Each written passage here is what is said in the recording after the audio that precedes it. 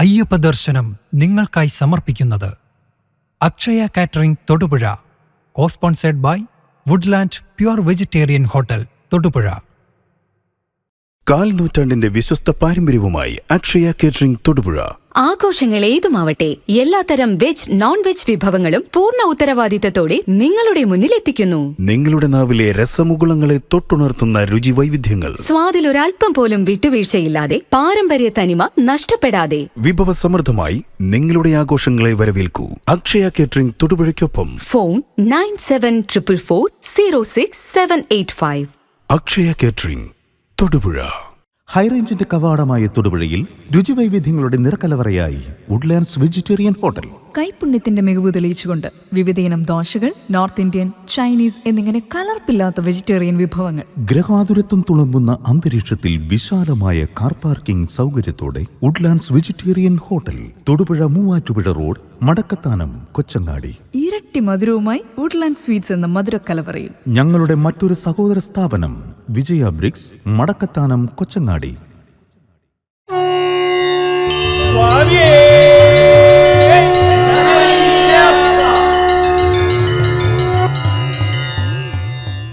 സ്വാമിയേ ശരണമയ്യപ്പ, സ്വാമിയേ ശരണമയ്യപ്പ. ഹരിഹരസൂനാനന്ദചിത്തൻ അയ്യനയ്യപ്പ സ്വാമിയേ ശരണമയ്യപ്പ. ഇന്ന് വൃശ്ചികമാസം 28 നമ്മുടെ ശബരിമല ചരിത്രം 28ാമത് ദിവസത്തിലേക്ക് പ്രവേശിക്കുകയാണ്. 28ാമത് എപ്പിസോഡിൽ ഒരു പുരാവൃത്തമാണ് വ്യക്തമാക്കുന്നത്. ഇന്ത്യ സ്വാതന്ത്ര്യം ലഭിക്കുന്നതിന് മുൻപത്തേതാണ് ഈ കഥ എന്ന് കഴിഞ്ഞ എപ്പിസോഡിൽ വ്യക്തമാക്കിയിരുന്നു. ബ്രിട്ടീഷ് ഈസ്റ്റ് ഇന്ത്യ കമ്പനിയുടെ ഭരണത്തിന് കീഴിലിരുന്ന ഭാരതത്തിന്റെ ഇംഗ്ലീഷുകാരനായ അവസാന വൈസ്രോയിയാണ് മൗണ്ട് ബാറ്റൻ പ്രഭു. മൗണ്ട് ബാറ്റൻ പ്രഭു വൈസ്രോയി ആയിരിക്കുന്ന ആ കാലഘട്ടത്തിൽ അദ്ദേഹത്തിന് ഒരാഗ്രഹം, കാനനക്ഷേത്രമായിട്ടുള്ള ശബരിമലയിൽ ഒരു ദർശനം നടത്തണം. അതിന് വേണ്ടുന്ന എല്ലാ സഹായങ്ങളും ലഭ്യമാക്കുന്നതിന് വേണ്ടി തിരുവിതാംകൂർ മഹാരാജാവുമായി ബന്ധപ്പെട്ടു. രാജാവിന് വലിയ താല്പര്യമൊന്നും ഉണ്ടായിരുന്നില്ല. എങ്കിലും അദ്ദേഹത്തിന് അതിനെ വേണ്ട എന്ന് പറയാനായിട്ട് സാധിക്കില്ല. അതനുസരിച്ചിട്ടുള്ള കാര്യങ്ങൾ ചെയ്തു തീർക്കുന്നതിന് വേണ്ടി ദിവാൻ ഏറെ ഔത്സുക്യത്തോടുകൂടി പെരുമാറാൻ തയ്യാറായി. അതിനുള്ള കാരണങ്ങളെല്ലാം മനസ്സിലാക്കുമ്പോഴാണ് ഭഗവാൻ അയ്യപ്പസ്വാമി ഇതിൻ്റെ അകത്ത് എത്രമാത്രം താല്പര്യം കാണിച്ചിരുന്നു എന്നും അനുഗ്രഹമുണ്ടായിരുന്നു എന്നും നമുക്ക് ചിന്തിക്കാൻ സാധിക്കുക. നടന്ന സംഭവമാണ്. 1947 നമുക്ക് സ്വാതന്ത്ര്യം കിട്ടിയത്. നമ്മൾ റിപ്പബ്ലിക് ആയത് 1950 ഏവർക്കും അറിയാം. നമുക്ക് ആ കഥയിലേക്ക് അല്ലെങ്കിൽ ആ ചരിത്ര സംഭവത്തിലേക്ക് പ്രവേശിക്കാം. മൗണ്ട് ബാറ്റൻ പ്രഭു നിർബന്ധം പിടിച്ചില്ല, ഏതായാലും ലേഡി മൗണ്ട് ബാറ്റനെ കൂടി കൊണ്ടുവരണമെന്ന്.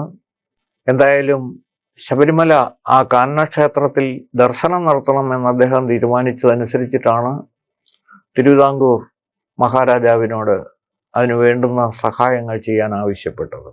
സ്വതന്ത്ര ഭാരതം ആകാൻ പോകുന്നതേ ഉള്ളൂ. സ്വാതന്ത്ര്യം ആ വർഷമാണ് നമുക്ക് ലഭിച്ചത്. സ്വാതന്ത്ര്യം ലഭിക്കുന്നതിന് തൊട്ടു മുമ്പത്തെയും ലഭിച്ചതിന് ശേഷം ആദ്യത്തെയും വൈസ്രോയി ആയിരുന്നത് മൗണ്ട് ബാറ്റനാണ്. ബ്രിട്ടീഷ് ഇന്ത്യയുടെ അവസാനത്തെ വൈസ്രോയിയും സ്വതന്ത്ര ഇന്ത്യയുടെ ആദ്യത്തെ വൈസ്രോയിയും മൗണ്ട് ബാറ്റൻ ആയിരുന്നു എന്നത് നമുക്ക് മറക്കാൻ പറ്റാത്ത കാര്യമാണ്. 1947 ജനുവരിയിൽ, അതായത് സ്വാതന്ത്ര്യം കിട്ടുന്നതിന് മുൻപ്, വൈസ്രോയി ബാംഗ്ലൂരിൽ നിന്നും വിമാനമാർഗേണ കൊച്ചിയിലെത്തി. ഇന്നത്തെ പോലെയുള്ള വലിയ വിമാനങ്ങളൊന്നും അന്നില്ല. അന്നുള്ളത് ഡക്കോട്ട വിമാനങ്ങളാണ്. അതനുസരിച്ചിട്ട് കൊച്ചിയിലെ അന്നത്തെ വിമാനത്താവളം എന്ന് പറയുന്നത് ഇന്ന് നേവി കൈവശം വച്ചിരിക്കുന്ന ആ വിമാനത്താവളമാണ്. അവിടെ വന്നിറങ്ങി വൈസ്രോയിയും പരിവാരങ്ങളും പിന്നീട് കൊച്ചിയിൽ നിന്ന് കോട്ടയത്തേക്കാണ് തീവണ്ടിയിലെത്തുന്നത്. തീവണ്ടിയിലെത്തി കോട്ടയത്ത് താമസമായി അദ്ദേഹം കാളവണ്ടിയിലാണ് യാത്ര തുടരുന്നത്. ഇവർക്ക് വേണ്ടുന്ന സുരക്ഷ ഏർപ്പാട് ചെയ്യുന്നതിനു വേണ്ടി മഹാരാജാവ് ആവശ്യമായ നായർ പട്ടാളത്തെ വിട്ടുകൊടുത്തു. ഈ സംഘത്തോടൊപ്പം പോകണമെന്ന് തിരുവിതാംകൂർ ദിവാനായിരുന്ന പട്ടാഭി സുന്ദരമയ്യർക്ക് ഒരു മോഹം. അങ്ങനെ രാജാവിൻ്റെ മൗനാനുവാദത്തോടുകൂടി പട്ടാഭിയും ഈ വ്യൂഹത്തിൽ ചേർന്നു. പട്ടാഭിക്കൊരു മകളുണ്ട്. പട്ടാഭിയുടെ മകൾ മിസ് സുഗന്ധി അയ്യർ എന്നാണ് അവരുടെ പേര്. അവർ ചില്ലറക്കാരിയല്ല. അവര് ബ്രിട്ടീഷ് ഈസ്റ്റ് ഇന്ത്യ കമ്പനിയുടെ ലീഗൽ അഡ്വൈസറാണ്. സുഗന്ധി അയ്യർ വിദ്യാഭ്യാസം പൂർത്തിയാക്കിയത്, അല്ലെങ്കിൽ നിയമവിദ്യാഭ്യാസം പൂർത്തിയാക്കിയത് ഇംഗ്ലണ്ടിൽ നിന്നാണ്. പ്രശസ്തമായ രീതിയിൽ തന്നെ ബിരുദം നേടിയ അവർക്ക് ബ്രിട്ടീഷ് ഈസ്റ്റ് ഇന്ത്യ കമ്പനിയുടെ ലീഗൽ അഡ്വൈസർ ആകുന്നതിനും ഭാരതത്തിലേക്ക് വരുന്നതിനും സാധിച്ചു. വൈസ്രായിയോടുകൂടി തനിക്കും ശബരിമല സന്ദർശിക്കണം എന്ന് ആവശ്യപ്പെട്ടു. ഈ കാര്യത്തിൽ, ഈശ്വരവിശ്വാസത്തിൻ്റെ കാര്യത്തിൽ വളരെയേറെ പുറകോട്ട് നിൽക്കുന്ന സ്വഭാവമാണ് ഈ സ്ത്രീക്കുണ്ടായിരുന്നത്. ദിവാനും ഒട്ടും പിറകിലായിരുന്നില്ല. ഏതായാലും ഇവരോടൊപ്പം യാത്ര പോകാനുള്ള യാത്രാ സംഘത്തിൽ നിർബന്ധം ചെലുത്തിയാണെങ്കിലും സുഗന്ധി അയ്യരും ഒപ്പം ചേർന്നു. അവർ യാത്ര പുറപ്പെടാൻ തയ്യാറായി. കാളവണ്ടിയിലേ പോകാൻ സാധിക്കുകയുള്ളൂ, മറ്റു വാഹനങ്ങളൊന്നും പോവില്ല. കാനനപാതയിലൂടെ തന്നെ അവർ യാത്ര ആരംഭിച്ചു. അവർ സന്നിധാനത്ത് എത്തിച്ചേരാൻ തയ്യാറായി. ഇവിടെ സന്നിധാനത്ത് എത്തിക്കഴിഞ്ഞ സുഗന്ധി അയ്യരുടെ പ്രവൃത്തിയെക്കുറിച്ച് ഒരു കാരണവശാലും നമുക്ക് ന്യായീകരിക്കാൻ കഴിയാത്ത ഒരു അവസ്ഥയാണ്. ശബരിമല സംബന്ധമായിട്ട് ഒരു ചരിത്രരേഖ ഏതാണ്ട് 205 വർഷത്തിൽ കൂടുതൽ, 208 വർഷത്തിലേറെ പഴക്കമുള്ള ഒരു രേഖയുണ്ട്. അത് എഴുതി തയ്യാറാക്കിയിട്ടുള്ളത് 2 ബ്രിട്ടീഷ് പൗരന്മാരാണ്. രണ്ടുപേരും പട്ടാളക്കാരാണ്. തിരുവിതാംകൂർ, കൊച്ചി രാജ്യങ്ങളിലെ ദേവസ്വം സ്വത്തുക്കൾ അന്യാധീനപ്പെട്ടു പോയിട്ടുണ്ടെങ്കിൽ ആയത് കണ്ടെത്താനും ദേവസ്വം സ്വത്തുക്കൾ സർവേ ചെയ്ത് അക്കൗണ്ടിൽപ്പെടുത്തുക എന്നുള്ള ദൗത്യത്തോടുകൂടി അവർ തയ്യാറാക്കിയ ആ പുസ്തകത്തിന്റെ പേര് in memory of the survey of Travancore and Cochin states എന്നാണ്. In memory of the survey of Travancore and Cochin states. ഈ പുസ്തകം എഴുതിയ ആളുകളുടെ പേര് lieutenant Conner and lieutenant Ward എന്നതാണ്. ഇത് എഴുതിയത് 1816 പക്ഷെ അച്ചടിച്ചത് വർഷങ്ങൾക്ക് ശേഷം 1873 അതായത് സുമാർ 208 വർഷങ്ങൾക്കപ്പുറത്ത് തയ്യാറായ ഈ പുസ്തകത്തിൽ ശബരിമല എന്നതിനു പകരം അവർ ചേർത്തിരുന്നത് ശൗര്യമുള്ള എന്നാണ്. ക്ഷേത്രത്തെക്കുറിച്ച് സത്യസന്ധമായ പൊതുവിവരണം എല്ലാം കഴിഞ്ഞ് ക്ഷേത്രത്തിന്റെ ചെറിയ ഫോട്ടോയും കൊടുത്തിട്ട് ചുറ്റുമതിലോടുകൂടി 18 പടികളോടുകൂടിയ ക്ഷേത്രമാണിതെന്നും അതിൻ്റെ മറ്റു വിവരങ്ങളും എല്ലാം നൽകി. ഒരു വർഷത്തിൽ 3 ദിവസം മാത്രമാണ് ഇവിടെ തീർത്ഥാടകർ എത്തുന്നതെന്നും ഏകദേശം 5000-നും 10,000-നും ഇടയ്ക്കുള്ള തീർത്ഥാടകരെ എത്തുന്നുള്ളൂ എന്നും എഴുതിയിരിക്കുന്നു. പക്ഷെ അതിലേറെ അതിശയത്തോടെ അവർ വ്യക്തമാക്കുന്നത് very old ladies and female infants only visit Sabarimala എന്നാണ്. എന്താ ഇതിൻ്റെ അർത്ഥം? വളരെ പ്രായം ചെന്ന സ്ത്രീകളും വളരെ പ്രായം കുറഞ്ഞ പെൺകുഞ്ഞുങ്ങളും മാത്രമാണ് ശബരിമലയിൽ എത്തുന്നതാണെന്ന്. കുറച്ചുകൂടി വ്യക്തമായിട്ട് പറഞ്ഞാൽ യൗവനയുക്തനായ ഒരു സ്ത്രീകളും ശബരിമലയിലേക്ക് എത്തുന്നില്ല എന്ന് പറഞ്ഞത് 208 വർഷം മുമ്പാണ്. ഇവിടെ ഈ 2008 2018 നടന്ന സംഭവങ്ങൾ നമ്മുടെ ഓർമ്മയിൽ നിന്ന് വിസ്മൃതിയിലേക്ക് പോകാൻ സമയമായിട്ടില്ല. ശബരിമലയിൽ സ്ത്രീകൾക്ക് പ്രവേശിക്കുന്നതിന് നിഷേധം ഏർപ്പെടുത്തിയിട്ടുണ്ടെന്നും സ്ത്രീകൾക്ക് ക്ഷേത്രത്തിൽ പ്രവേശിക്കുന്നതിന് സ്വാതന്ത്ര്യം അനുവദിക്കാത്തത് മൗലിക സ്വാതന്ത്ര്യ ധ്വംസനമാണെന്നും എല്ലാം പറഞ്ഞുകൊണ്ട് കേസ് കൊടുക്കാൻ തയ്യാറായതും ആ കേസിനു വേണ്ടി കോടതിയിൽ ഹാജരായതും ഒരു പ്രത്യേക വിഭാഗത്തിലെ ആളുകളായിരുന്നു എന്ന വസ്തുത ഈ അവസരത്തിൽ ഞാനൊന്ന് ഓർമ്മിപ്പിക്കുകയാണ്. അതിലേറ്റവും പ്രധാനം, ആ വിഭാഗത്തിലെ സ്ത്രീകൾക്ക് ഇതുവരെ അവരുടെ ക്ഷേത്രങ്ങളിൽ, അവരുടെ ദേവാലയങ്ങളിൽ പ്രവേശനം നൽകുന്നില്ല എന്നുള്ള ചരിത്ര വസ്തുത നിലനിൽക്കുകയാണ്. എന്നിട്ടും അവരവരുടെ സ്വന്തം കാര്യം നോക്കാൻ തയ്യാറാവാതെ മറ്റുള്ളവരുടെ കാര്യങ്ങളിൽ ഇടപെടാനും അത് തെറ്റാണെന്ന് സ്ഥാപിക്കാനുമുള്ള ശ്രമം നടത്തിയതിൻ്റെ ഭാഗമായിട്ടാണ് ശബരിമല കേസ് എന്ന് പറയുന്ന സ്ത്രീ പ്രവേശനത്തിന് എതിരെയാണെന്ന് പറയുന്ന ആ കേസ് ഉണ്ടാവാനുള്ള സാഹചര്യം സൃഷ്ടിച്ചത്. എക്കാലത്തും കമ്മ്യൂണിസ്റ്റ് അനുഭാവമുള്ള, അല്ലെങ്കിൽ രാജനൈതികപരമായി പറഞ്ഞാൽ ഈശ്വര നിഷേധം കൈമുതലായിട്ടുള്ള ആളുകൾ ക്ഷേത്രാചാരങ്ങളും ക്ഷേത്രവിശ്വാസങ്ങളും തെറ്റാണെന്ന് ബോധ്യപ്പെടുത്താൻ എവിടെ സമയം കിട്ടിയാലും എവിടെ അവസരം ലഭിച്ചാലും അതിൽ കയറി കൂടുന്നത് പോലെ ഈ കേസിൽ കമ്മ്യൂണിസ്റ്റ് അനുഭാവികളും കടന്നുകൂടി എന്നുള്ളത് മറ്റൊരു ദുഃഖസത്യം. സനാതനധർമ്മത്തെ ഇല്ലായ്മ ചെയ്യാൻ, വിശ്വാസികളെ ഇല്ലായ്മ ചെയ്യാൻ ഏതൊരവസരം ലഭിച്ചാലും അവർ അതിലെല്ലാം ഉൾപ്പെടും. നമുക്ക് 208 വർഷം മുമ്പത്തെ ഈ പുസ്തകം ഒരു ചരിത്ര രേഖയായതിനാൽ ഈ കേസ് സംബന്ധമായി, അതായത് ശബരിമല സ്ത്രീ പ്രവേശന കേസ് സംബന്ധമായി ഈ പുസ്തകം സമർപ്പിക്കാനും അതിൽ വ്യക്തമാക്കിയിട്ടുള്ള ഈ വിവരം 208 വർഷം മുമ്പ് ഇവിടെ സ്ത്രീ പ്രവേശനം അല്ലെങ്കിൽ യുവതീ പ്രവേശനം ഉണ്ടായിരുന്നില്ല എന്ന് സ്ഥാപിക്കാനും നമുക്ക് സാധിച്ചു. എന്തായാലും അതിന് തീരുമാനമായോ ഇല്ലയോ എന്നുള്ളതിനേക്കാൾ ഉപരി ഏത് പ്രായത്തിലുള്ള സ്ത്രീകൾക്കും ശബരിമലയിൽ പ്രവേശിക്കാമെന്നുണ്ടായിരുന്ന ആ നിയമം താൽക്കാലികമായി നമുക്ക് തടസ്സപ്പെടുത്താനായിട്ട് സാധിച്ചു. അതിൻ്റെ പൂർണ്ണ വിവരങ്ങൾ അല്ലെങ്കിൽ അതിൻ്റെ പൂർണ്ണമായ വിധി ഫുൾ ബെഞ്ചിന് വിട്ടുകൊടുത്തുകൊണ്ടുള്ള ഉത്തരവാണ് ഇപ്പോൾ സുപ്രീം കോടതിയിൽ നിലനിൽക്കുന്നത് എന്നുള്ളത് സാന്ദർഭികമായി ഞാൻ ചൂണ്ടിക്കാണിക്കട്ടെ. കഥയിലേക്ക് നമുക്ക് തിരിച്ചു വരാം.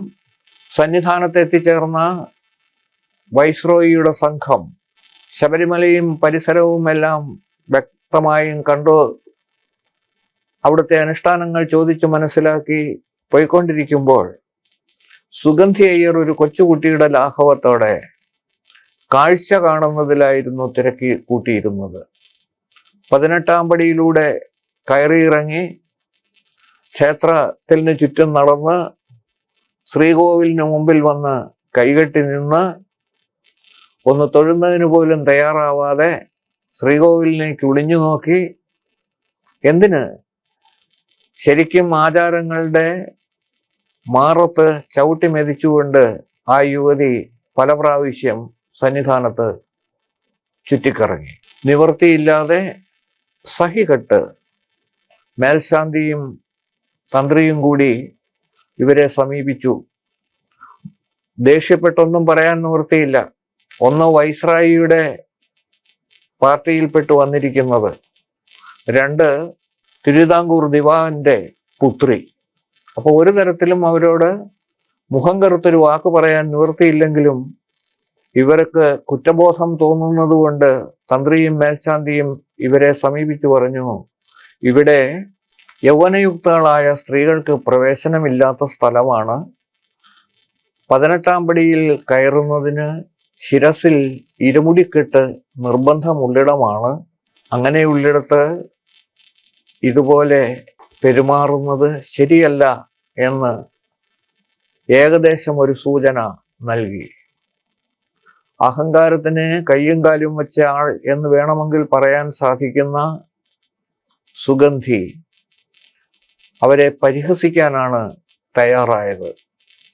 പരിഹാസം ഞാൻ 18-ാം പടിയിൽ കയറിയിട്ട് എൻ്റെ തല പൊട്ടിത്തെറിച്ചിട്ടില്ലല്ലോ, ഇരുമുടിയില്ലാതെ ഞാൻ വന്നു എന്ന കാരണം കൊണ്ട് അയ്യപ്പൻ ഇവിടുന്ന് ഇറങ്ങിപ്പോണത് ഞാൻ കണ്ടില്ലല്ലോ എന്നിങ്ങനെ തുടങ്ങി പരിഹാസദ്യോതകമായി പറയുക മാത്രമല്ല, നിങ്ങൾ പോയി അയ്യപ്പന് വല്ല പായസവും ഉണ്ടാക്കി കൊടുക്കാനായിട്ട് ശ്രമിക്ക് എന്ന് പറഞ്ഞ് പൂർണ്ണമായിട്ടും ഈ ബ്രാഹ്മണരെ രണ്ടുപേരെയും പരിഹസിക്കാനാണ് സുഗന്ധി തയ്യാറായത്. സമയം മുന്നോട്ടേക്ക് നീങ്ങി എന്താണ് ചെയ്യേണ്ടതെന്നും ഒന്നും അറിയില്ല. നമുക്കറിയാം, വേഷം ധരിപ്പിച്ച് 2 സ്ത്രീകളെ സന്നിധാനത്ത് പ്രവേശിപ്പിച്ചു എന്ന് ബോധ്യപ്പെട്ട് കഴിഞ്ഞപ്പോൾ തന്ത്രി ചെയ്തത് പ്രായശ്ചിത്ത കർമ്മം ചെയ്യുക എന്നുള്ള അവസാന ജോലിയാണ് നിർവഹിച്ചത്. ഒരുപക്ഷെ തന്ത്രിയും അതുതന്നെ ഇവിടെ അനുവർത്തിച്ചിട്ടുണ്ടാവാം. നേരം സന്ധ്യയായി, അത്താഴപൂജ കഴിഞ്ഞു. എല്ലാവരും വിശ്രമത്തിനായി അവരവരുടെ സങ്കേതങ്ങളിലേക്ക് എത്തി. സുഗന്ധിയും തൻ്റെ മുറിയിൽ പ്രവേശിച്ചു.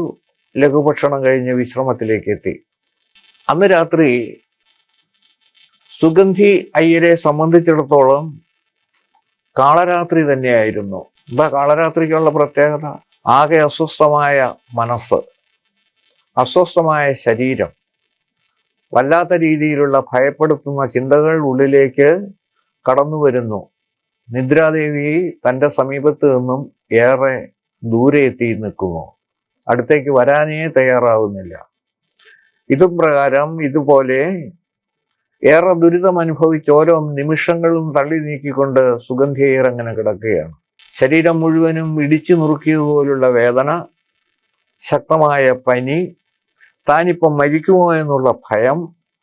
എന്തായാലും ഒരു വിധത്തിൽ നേരം വെളുപ്പിച്ചു.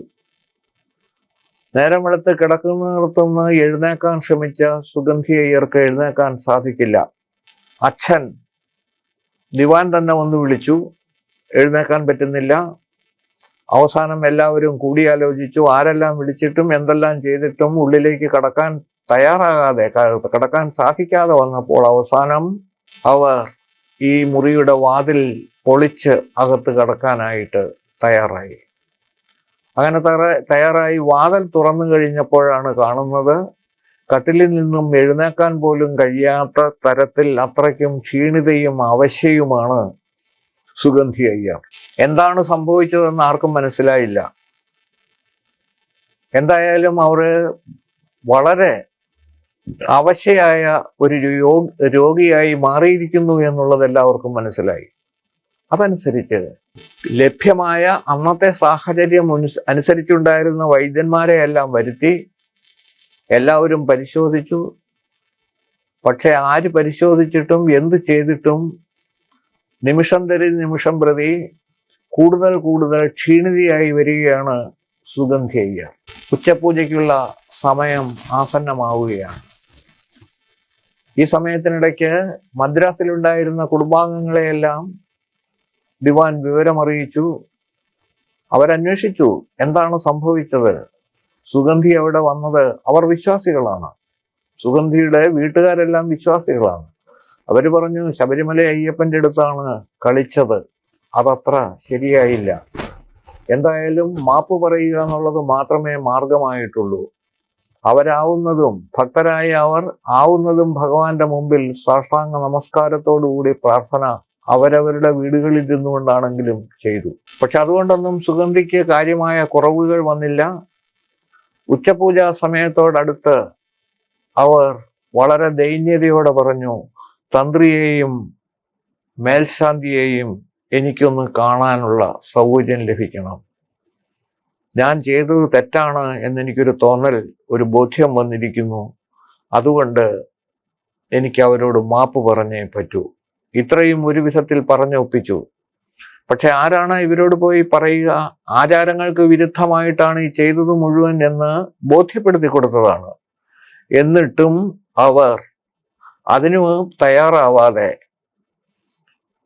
അന്ന് ആ സമയത്ത്, അതായത് തലേ ദിവസം, യാതൊരു വിധത്തിലുള്ള ഏതെങ്കിലും പശ്ചാത്താപം പ്രകടിപ്പിക്കാതെ അയ്യപ്പനെ വെല്ലുവിളിച്ചുകൊണ്ടാണ് അവർ അതിലെയും ഇതിലെയും നടന്നത്.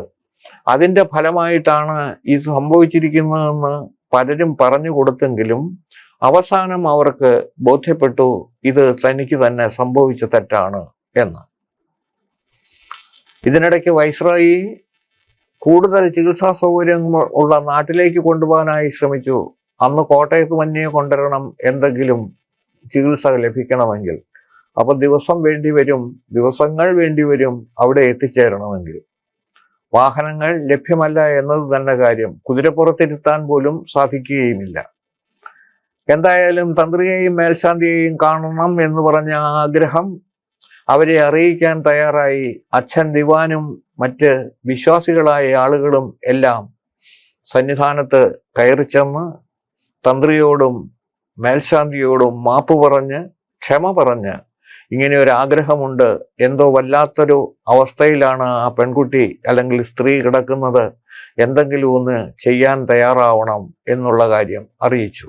തന്ത്രി പറഞ്ഞു, ഉച്ചപൂജ കഴിയട്ടെ, ഉച്ചപൂജ കഴിഞ്ഞതിന് ശേഷം ഞങ്ങൾ അതിലേ വരാം. അങ്ങനെ ഉച്ചപൂജ കഴിഞ്ഞ് ഉച്ചപൂജയ്ക്ക് നേദിച്ച അരവണ പായസവുമായി അവർ ഈശ്വരനെ, അയ്യപ്പസ്വാമിയെ പ്രാർത്ഥിച്ച് മിസ് സുഗന്ധിയയ്യർ കിടക്കുന്ന മുറിയുടെ സമീപത്തേക്ക് എത്തി. അവിടെ ചെല്ലുമ്പോൾ കണ്ടത് വാടിയ ചേമ്പുതണ്ട് കിടക്കുന്നത് മാതിരി തലേ ദിവസത്തെ യാതൊരു പ്രൗഢിയുമില്ലാതെ അങ്ങേയറ്റം പശ്ചാത്താപ വിവശയായി അതിലേറെ എഴുന്നേക്കാൻ നിവൃത്തിയില്ലാതെ കിടക്കുന്ന ആ സ്ത്രീയെയാണ് കണ്ടത്. അവർ ചെല്ലുന്നത് കണ്ടപ്പോൾ, അതായത് തന്ത്രിയും മേൽശാന്തിയും ചെല്ലുന്നത് കണ്ടപ്പോൾ അവിടെ നിന്നും എഴുന്നേൽക്കാനുള്ള ഒരു വിഫല ശ്രമം അവർ നടത്തി. അവർ പറഞ്ഞു, സാരമില്ല, അവിടെ കിടന്നോളൂ. ഈ സമയത്ത് അവരുടെ പാദങ്ങളിൽ നമസ്കരിക്കണമെന്നുള്ള അദമ്യമായ ആഗ്രഹം സുഗന്ധിയുടെ ഉള്ളിലുണ്ടായിരുന്നു. പക്ഷെ നിവൃത്തിയില്ല. ഏതായാലും തൻ്റെ മനസ്സ് പൂർണ്ണമായിട്ടും അയ്യപ്പസ്വാമിയുടെ പാതാരവിന്ദങ്ങളിൽ സമർപ്പിച്ചുകൊണ്ട് അവൾ അവരുടെ നേരെ നോക്കി കണ്ണുനീർ തൂവി. ധാരധാരയായി ഒഴുകുന്ന കണ്ണുനീർ, ഏതു വലിയ തെറ്റിനെയും പ്രായശ്ചിത്തം എന്ന നിലയിൽ കഴുകിക്കളയാൻ കഴിയുന്ന കണ്ണുനീർ അയ്യപ്പസ്വാമിയുടെ പാദങ്ങളിൽ പൂജാപുഷ്പങ്ങളായി വീണപ്പോൾ വിക്കി ഒരുമിച്ച് പറയാൻ നിവൃത്തിയില്ലാതെ സംസാരത്തിൽ വാക്കുകൾ, അക്ഷരങ്ങൾ മുറിഞ്ഞു പോകുന്ന ആ ഒരു അവസരമായിട്ടും പറഞ്ഞു, മാപ്പാക്കണം, ക്ഷമിക്കണം എന്ന 2 വാക്കുകൾ പറയാനായിട്ട് അവർക്ക് സാധിച്ചു. ഇത്രയും പറഞ്ഞു കഴിഞ്ഞപ്പോൾ അവര് രണ്ടുപേരും ചേർന്ന് വായി തുറക്കൂ, അല്പം മരുന്ന് തരാം എന്ന് പറഞ്ഞു. അതനുസരിച്ചിട്ട് കിടന്ന കിടപ്പിൽ കിടന്നുകൊണ്ട് സുഗന്ധി വായി തുറന്നു. ആ വായിലേക്ക് സ്വാമിക്ക് നേദിച്ച നിവേദ്യബാക്കി എന്ന് പറയുന്ന ആ അരവണ പായസത്തിൽ ഒരു സ്പൂൺ അവളുടെ വായിലേക്ക് ഇട്ടു കൊടുത്തു. അവൾ അത് കഴിച്ചു. തുടർന്ന് ഒരു സ്പൂണും കൂടി അദ്ദേഹം നൽകി. അതിനുശേഷം ഒരു നിമിഷം അവരുടെ തലയിൽ കൈവച്ച് അനുഗ്രഹിച്ചു പറഞ്ഞു, സാരമില്ല, ഭഗവാൻ എല്ലാം നോക്കിക്കൊള്ളും, ഒന്നും ഭയപ്പെടേണ്ട, എല്ലാം ശരിയാവും. അവർ രണ്ടുപേരും തിരിച്ചു പോന്നു. അത്ഭുതമെന്ന് പറയട്ടെ, 1.5 മണിക്കൂർ, അതായത് ഏകദേശം 3.5 നാഴിക കഴിഞ്ഞപ്പോഴേക്കും മാറ്റങ്ങൾ അവിടെ വളരെ പെട്ടെന്നാണ് സംഭവിച്ചത്. കലശലായ ക്ഷീണം ഉണ്ടായിരുന്ന സുഗന്ധിക്ക് കഷ്ടി എഴുന്നേറ്റ് നിൽക്കാൻ സാധിച്ചു. അന്ന് വൈകുന്നേരം നടയടയ്ക്കേണ്ടതാണ്. ഏതായാലും വൈകുന്നേരത്തോടുകൂടി കാര്യങ്ങളെല്ലാം ഭംഗിയായി. മരണത്തിന്റെ വക്കിലെത്തിയിരുന്ന സുഗന്ധിയയ്യരെ കൈപിടിച്ച് ഭഗവാൻ തിരിച്ച് ജീവിതത്തിലേക്ക് കൊണ്ടുവന്നു. സുഗന്ധിയുടെ സ്വഭാവം പൂർണ്ണമായും മാറി. ഈശ്വരവിശ്വാസം അവിടെ മുട്ടിട്ടു. എല്ലാവരും പുറപ്പെടാൻ തയ്യാറായി 18-ാം പടിയുടെ ചുവട്ടിൽ വന്നു നിന്ന് പ്രാർത്ഥനയ്ക്ക് ശേഷം മടക്കയാത്ര ആരംഭിച്ചു. ഈശ്വരവിശ്വാസമില്ലാതിരുന്ന സുഗന്ധിയയ്യർ തികഞ്ഞ ഈശ്വരവിശ്വാസിയായിട്ട് മാറുകയാണ് ഈ സംഭവത്തോടുകൂടി.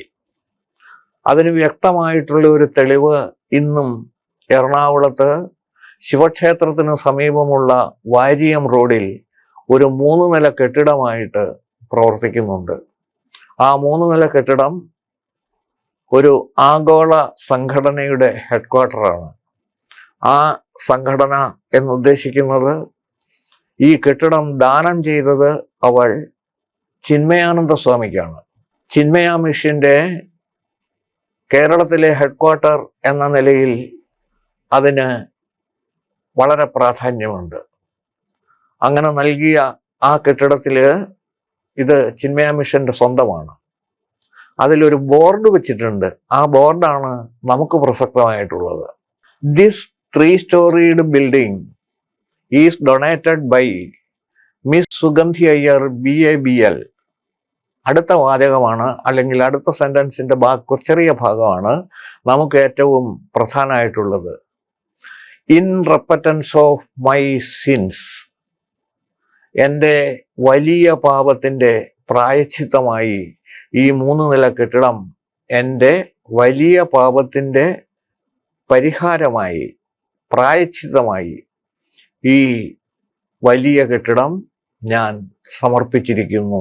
സ്വാമിയെ ശരണമയ്യപ്പ എന്നെഴുതി വച്ചിരിക്കുന്ന ആ ബോർഡ് ഇന്നും നമുക്ക് അവിടെ കാണാനായിട്ട് സാധിക്കും.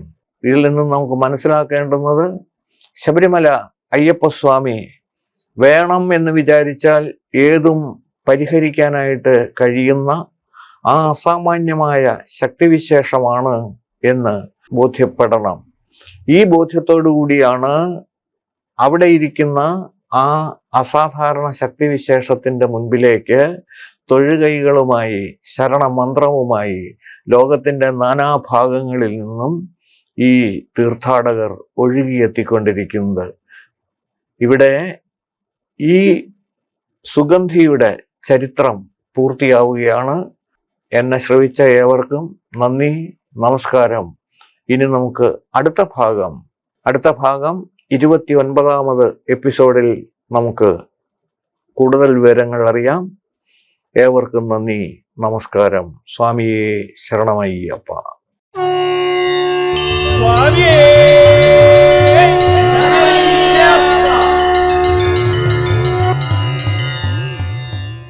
അയ്യപ്പ ദർശനം നിങ്ങൾക്കായി സമർപ്പിച്ചത് Akshaya catering Thodupuzha. co-sponsored by Woodland pure vegetarian hotel Thodupuzha. 4 നൂറ്റാണ്ടിന്റെ വിശ്വസ്ത പാരമ്പര്യവുമായി അക്ഷയ കേറ്ററിംഗ് തൊടുപുഴ. ആഘോഷങ്ങൾ ഏതുമാവട്ടെ, എല്ലാത്തരം വെജ് നോൺ വെജ് വിഭവങ്ങളും പൂർണ്ണ ഉത്തരവാദിത്തത്തോടെ നിങ്ങളുടെ മുന്നിലെത്തിക്കുന്നു. നിങ്ങളുടെ നാവിലെ രസമുകുളങ്ങളെ തൊട്ടുണർത്തുന്ന രുചി വൈവിധ്യങ്ങൾ, സ്വാദിൽ ഒരൽപ്പം പോലും വിട്ടുവീഴ്ചയില്ലാതെ, പാരമ്പര്യ തനിമ നഷ്ടപ്പെടാതെ വിഭവസമൃദ്ധമായി നിങ്ങളുടെ ആഘോഷങ്ങളെ വരവേൽക്കൂ. അക്ഷയ കേറ്ററിംഗ് തൊടുപുഴയ്ക്കൊപ്പം ഫോൺ 9744066785. അക്ഷയ കേറ്ററിംഗ് തൊടുപുഴ.